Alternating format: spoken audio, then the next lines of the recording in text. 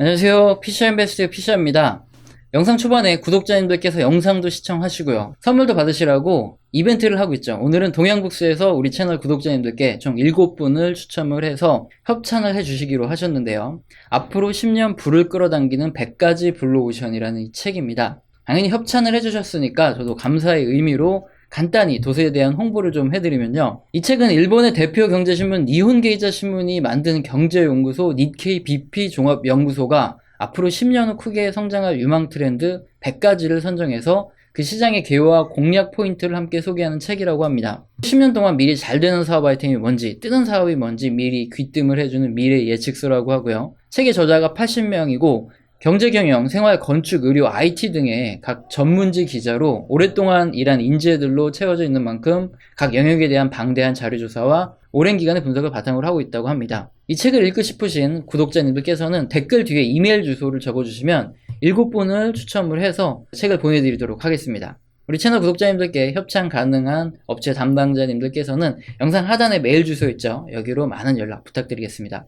그럼 이제 본론으로 들어가겠습니다. 먼저 12월 9일 오늘의 경제가 어떻게 돌아가는지 한번 볼 건데요. 우선 주식시장은 전날에 하락하더니 오늘은 올랐죠. 코스피가 2.02%, 코스닥이 0.77% 올랐습니다. 외국인이 1626억을 매수를 해줬고 기관이 또 오랜만에 3058억 이렇게 따라서 매수를 해줬는데요. 제가 바로 이전 영상에서 11월부터 외국인들의 자금 유입이 굉장히 강해지면서 시장을 이끄는 주도 세력이 개인에서 외국인으로 바뀌었다 이렇게 설명을 제가 드렸거든요.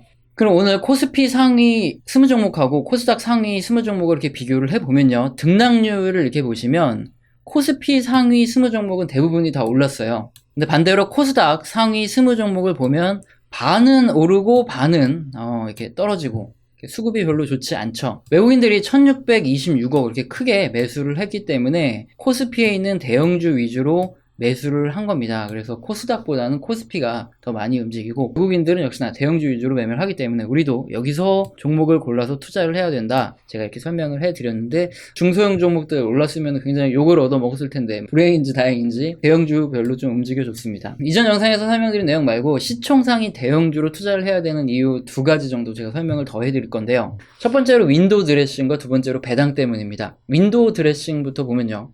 아주 쉽게 설명드려서 펀드 매니저들이 연말에 막판 수익률을 끌어올리기를 하는 거예요. 펀드나 ETF 등을 관리하는 이 펀드 매니저분들 같은 경우에는 분기나 아니면 연말에 수익률의 평가를 받게 되죠. 그렇게 해서 만약에 수익률이 저조하게 되면 관리하는 펀드가 축소되고요. 아니면은 진짜 못하면 잘립니다. 근데 그분들도 역시나 오랜 기간 노하우가 있고 먹여 살릴 처자식이 있죠.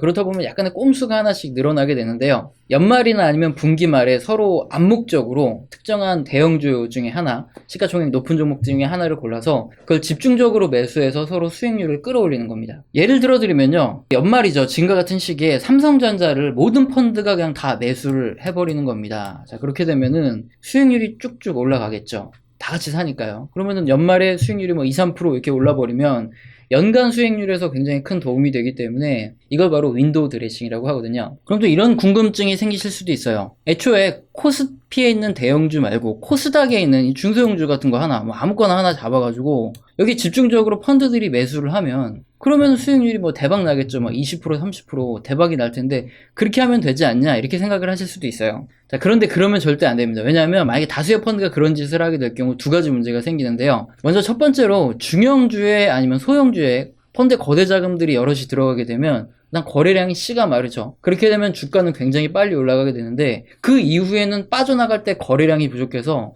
누가 먼저 털고 나오느냐에 따라서 수익률이 쭉쭉 떨어지기 때문에 그래서 한마디로 도박판이 되게 됩니다. 반면에 삼성전자 같은 경우에 보면 워낙에 거래량이 많기 때문에 뭐 기관이 서로 치고 빠지지 않고 빠져나올 수가 있죠. 누가 먼저 팔고 나오더라도 그 다음 기관이 또 빠져나올 수가 있는 거고요. 여차하면 또 장기로 가져가도 누가 뭐라 하는 사람이 없습니다. 그리고 두 번째 문제가 있는데요. 연말마다 이 주가 띄우기 꼼짝마 거래소 윈도우 드레싱 집중 감시 이런 기사가 있죠. 특정 종목이 이상하게 움직인다. 그러면 이제 윈도우 드레싱이라고 판단을 하고 이걸 집중 조사를 하는 거예요. 그래서 특정한 펀드 매니저가 아니면 특정한 펀드들이 연합해서 좀 들어갔다. 그래서 주가가 올랐다. 적발을 해서 처벌을 하게 되는 거죠. 그래서 시가총액이 낮은 종목 같은 경우에는 뭐 거래량도 작고 금방 발견이 되기 때문에 시가총액이 높은 거래량이 굉장히 많은 이런 종목들 위주로 들어가 가지고 거기서 펀드들이 윈도우 드레싱을 하는 거죠. 다음으로 연말로 갈수록 코스피에 대형주를 매수해야 되는 이유는 바로 배당 수익률 때문인데요. 만약에 여러분께서 배당주 펀드를 운영하는, 또 배당주 ETF를 운영하는, 아니면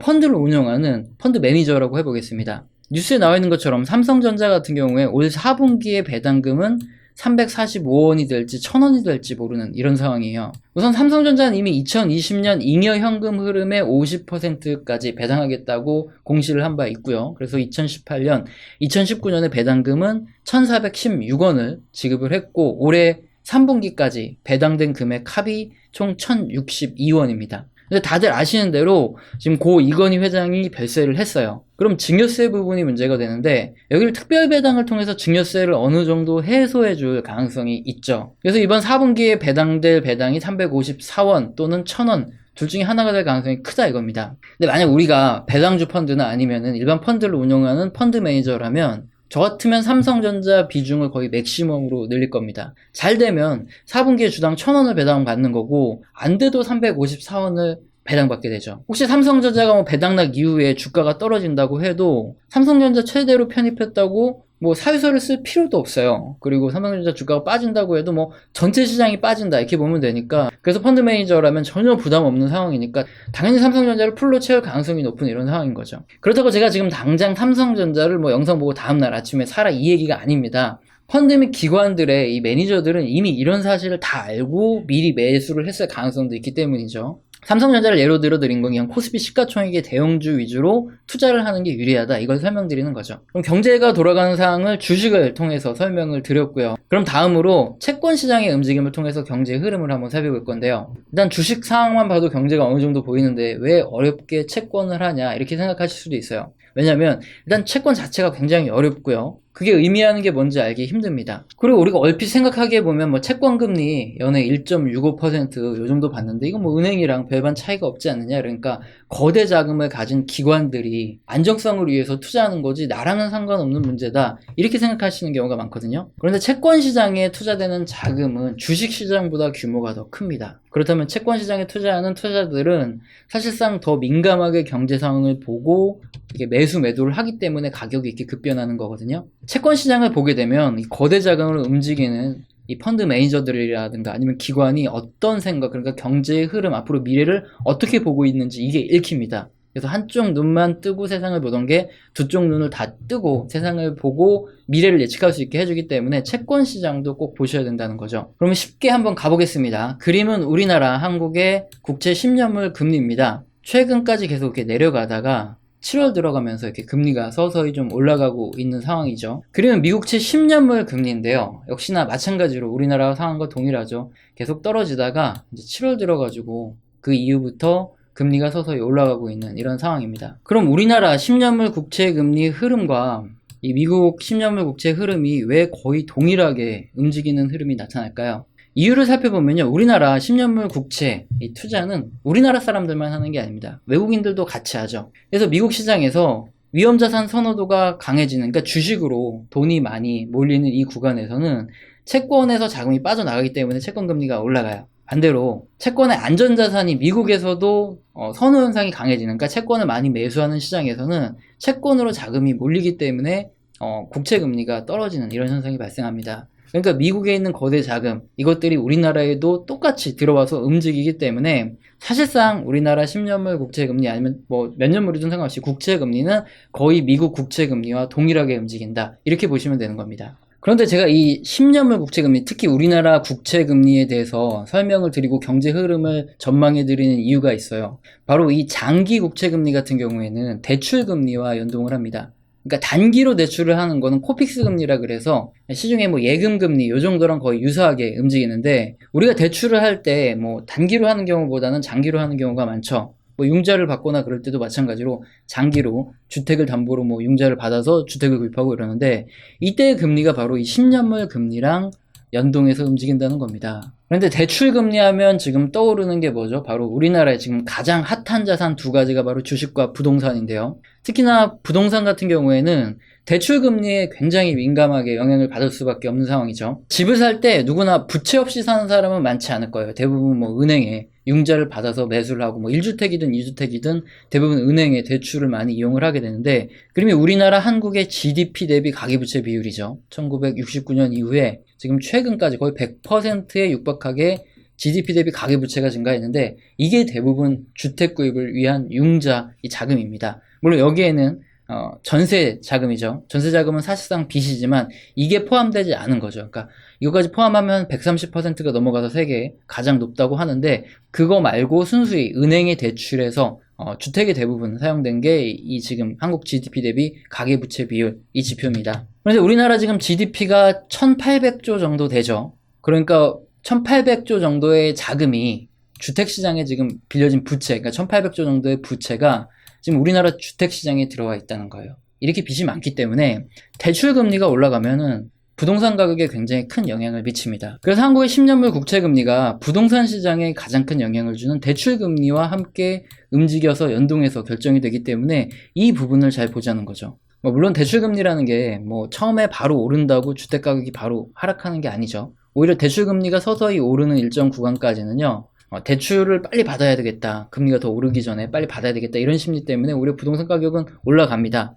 대신에 이제 금리가 어느 정도 올라가서 연체율이 너무 높아지는 거죠. 그러니까 빚을 못 갚는 사람들이 일정 이상으로 높아지고, 그에 따라서 매물이 나올 때까지는 부동산 시장은 꺾이지 않습니다. 그래서 당장에 겁주자 얘기 아니라 대출 금리를 우리가 봐야지 이제 부동산 시장도 함께 볼 수 있기 때문에, 그래서 우리가 국제 10년물 금리에도 관심을 갖자 이겁니다. 그럼 일단 가장 금리의 선행에서 움직인다고 볼 수 있는 미국채 10년 금리로 돌아와서, 지금 금리가 서서히 올라가고 있다, 이 말이 뭐냐면 국채에 투자하는 투자자들은 지금 앞으로 경기가 회복될 것이라는 걸 아주 강력하게 예상을 하고 있다, 이겁니다. 이건 또 대체 무슨 말이냐 한번 자세히 살펴보면, 여기 보여주시는 이 갈색 선 있죠. 이 갈색 선, 이게 미연준의 기준금리고요. 그리고 이 파란 선이 미국 10년물 국채 금리입니다. 그림을 자세히 보시면 미연준 기준금리가 올라가기 전에 미리 10년물 국채 금리가 이렇게 먼저 약간 반응을 하거든요. 여기도 그렇고요, 여기도 그렇고, 녹색의 미국채 금리가 항상 조금 더 빠르게 반응을 하죠. 확대를 해서 한번 살펴볼게요. 미국채 10년물 금리가 서서히 상승을 하고 있다. 앞으로 미연준 기준금리가 어느 시점인지는 모르겠지만 상승을 할 거다, 이렇게 예상을 하는 거예요. 미연준 기준금리가 올라간다는 얘기는 경제가 회복돼서 물가 상승률이 높아지고 인플레이션을 잡기 위해서 연준이 금리를 올린다, 이거죠. 10년물 국채 투자자들은 거의 한 6개월 내에 돌아온다 생각하고 지금부터 벌써 베팅을 해두는 거겠죠. 그래서 지금 미국 10년물 국채 금리가 서서히 상승을 하고 있는 이런 흐름이 나타나는 거고요. 백신이 개발되고 경제 회복이 더 빨라진다 그러면은 이 흐름은 좀 더 가속화될 수도 있는데요. 그런데 우리가 하나 기억해둬야 될 게 있죠. 이게 최근 9월 기사거든요. 미연준이 2023년까지 제로금리를 유지하겠다, 경기부양적 금리를 유지할 것이다, 이렇게 얘기를 한번 했었거든요. 그러면 여기서 우리는 이런 의문을 갖게 되죠. 분명 지금 21년 이제 넘어갈 텐데 2023년까지, 그러니까 2년이나 더 남은 동안 미연준이 기준금리를 제로금리로 유지한다고 했었는데 왜 국채 투자자들은 벌써부터 이렇게 설레발을 치고 국채금리를 슬슬 올리냐는 거죠. 이유는요, 미국 국채 투자자들이 거대 자금을 가지고 있고 정보력도 빠른 건 맞지만 정확하게 미연준이 기준금리를 언제 올릴 거다, 이것까지 정확하게 맞출 수는 없다는 겁니다. 미연준과 같은 경우에는 2023년에 기준금리를 올릴 거다, 이걸 시사했다 그래서 반드시 2023년에 올리는 게 아니에요. 그 전에 경기가 빨리 회복되면 기준금리를 올리죠. 그건 연준이 상황을 봐서 결정하는 거기 때문에 미 국채 투자자들도 이걸 정확하게 예측할 수 없어요. 그 지나간 사실을 한번 보면 지난 2015년에 연준의 기준금리가 인상이 됐거든요. 근데 미국채 10년물 투자자들 한 2년 전쯤부터 벌써 한 설레발을 진짜 여러 번 쳤어요. 2, 3년 전부터 설레발을 여러 번 쳐가지고, 특히나 한 2년 전에 설레발을 엄청 쳤죠. 기준금리가 더 빨리 올라갈 거다 그래가지고 국채금리가 확 급등을 했다가, 오히려 미 연준의 기준금리가 2015년에 이렇게 상승을 할 때는 오히려 지금 보시면 국채금리가 오히려 떨어지는 이런 기현상마저 나타납니다. 이게 뭐냐면은 국채 투자자들이 예측을 잘못해서 너무 빨리 기준금리가 올라갈 줄 알고 잘못 투자를 해서 국채를 너무 빨리 팔아치운 거예요. 그러니까 그 다음에 아차 싶으니까 다시 사면서 이렇게 오히려 국채금리가 떨어지는 이런 현상이 나타났던 겁니다. 물론 그 다음에 미연준 기준금리가 오르면서 서서히 국채금리도 같이 오르는 흐름이 나타났죠. 그럼 우린 이런 예측을 해볼 수 있습니다. 정말 2023년에 미연준이 기준금리를 올릴지 아니면 백신이 개발되면서 더 빨리 올릴지 이 시점은 아무도 맞출 수 없어요. 거대 자금을 운용하는 국제 투자자들도 맞출 수 없습니다. 그렇기 때문에 본격적으로 미연준의 기준금리가 올라가는 그 시기까지 10년물 국채금리는 굉장히 등락을 많이 보일 가능성이 크다는 거죠. 역시나 우리나라 국채금리도 따라서 요동을 많이 칠 거고요. 대출금리도 역시나 변동성이 좀 크게 움직일 가능성이 큽니다. 그러면 대체 미연준의 기준금리는 언제쯤 오를까요? 조금 더 힌트 같은 게 없을까요? 이 그림을 보시면 되는데 요 갈색 선이 바로 미연준 기준금리예요. 그리고 요 파란색 선이 소비자 물가 상승률입니다. 지난 2000년부터 한 20년간의 역사를 보면 소비자 물가 상승률이 약 한 2%, 여기 제가 선을 그어드렸죠. 연간 2% 상승률을 이렇게 돌파하는 요 시점부터 기준금리로 올라갈 가능성이 크고, 요게 계속 상회하면 역시나 계속 기준금리가 확대돼서, 그러니까 속도가 빨라진다 이거죠.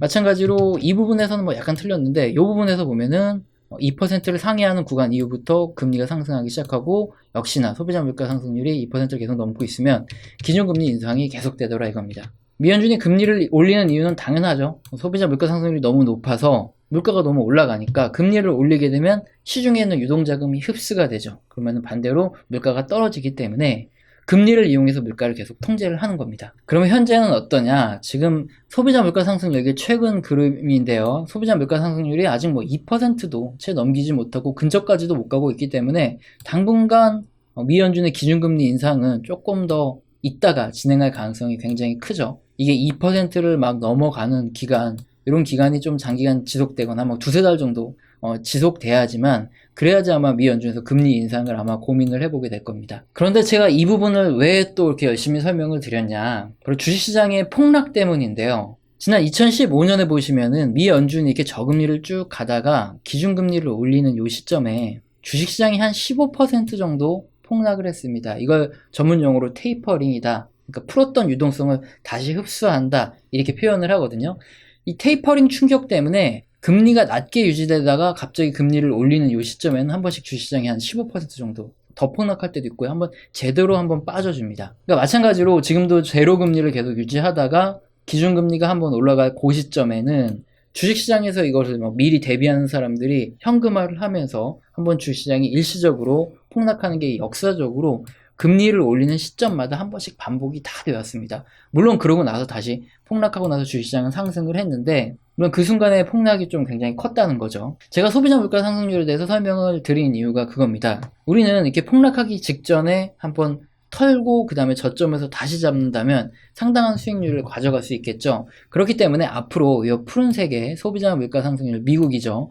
소비자 물가 상승률이 2%를 이렇게 넘어서 좀 이렇게 장기간 유지된다거나 두세 달 정도 이렇게 유지가 된다 그러면은, 아, 미연준이 이제 기준금리를 인상할 가능성이 있겠구나 하니까 일부 자금이라도 현금화를 해 두셔서 테이퍼링 충격, 그러니까 2015년에도 있었고 지난 2004년에도 있었던 이 테이퍼링 충격으로 증시가 일시적으로 급락하는 이런 충격에 대비를 해야 된다 이거죠. 역사는 계속 되풀이되고 있는데 우리는 그것을 자꾸 잊죠. 그렇기 때문에 우리가 기회를 놓치고 있는데, 우리는 지금 이 지표를 통해서 과거를 계속 보고 있기 때문에 다가오는 기회를 잡을 수 있겠죠. 채권 부분은 좀 어려우니까 제가 마지막으로 요약을 해드리면, 현재 미국 국채금리와 우리나라 국채금리는 서서히 상승을 하고 있습니다. 그래서 지금 미국 채금리가 상승하고 있는 이유는 미연준이 금리 인상을 할 것이다, 이것을 예측한 채권 투자자들이 바로 금리 인상에 베팅을 하고 있기 때문인데, 물론 당장의 물가 상승률을 봤을 때는 단기간에 기준금리를 올릴 가능성은 적고요. 그래서 당분간 미국채 금리의 상하 변동성은 굉장히 커질 수밖에 없는 상황이다. 미연준의 기준금리 인상은 소비자 물가 상승률이 2% 상회에서 두세 달 이상 지속되는 구간에 미연준의 기준금리 인상이 이루어지는데, 이때는 테이퍼링이라는 시중의 유동성을 흡수한다 이런 공포 때문에 일시적으로 주식시장이 급락을 한 게 역사적으로 반복되어 왔기 때문에 해당 시기에는 미리 주식을 일부라도 매도해두고 저점에서 다시 잡는 전략을 취하자 이겁니다. 오늘은 경제 현상에 대해서 주식시장과 채권시장을 중심으로 설명을 드려봤습니다. 세상 돌아가는 흐름을 알아가는데 도움이 되셨으면 좋겠습니다. 오늘 영상도 마음에 드셨다면 구독과 좋아요는 꼭 눌러주시고요. 지속적으로 시청 부탁드립니다. 감사합니다.